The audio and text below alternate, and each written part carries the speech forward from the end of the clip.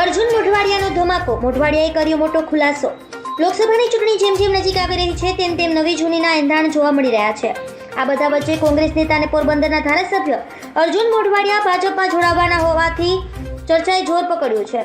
અર્જુન મોઢવાડિયા 5000થી વધુ કાર્યકરો સાથે આવતા મહિને કેસરિયા કરે તેવી ચર્ચા જાગી છે.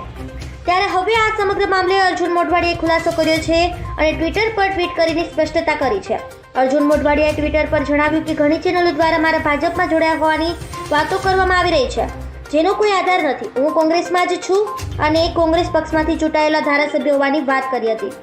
આમ આ મોઢવાડિયાએ ચર્ચાનું ખંડન કર્યું છે અને વાતને અફવા ગણાવી છે. કહ્યું કે મારા ખુલાસા વગર મીડિયામાં મારા ભાજપમાં જોડાઈ રહ્યાની વાતો આવી રહી છે, જે તમામ વાતો પાયાવિહોણી છે.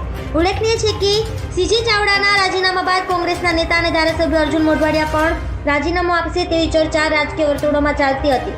અત્યારે મોડે રાજીનામું આપવા અને ભાજપમાં જોડાવા બાબતે ખુલાસો કર્યો છે. ધન્યવાદ.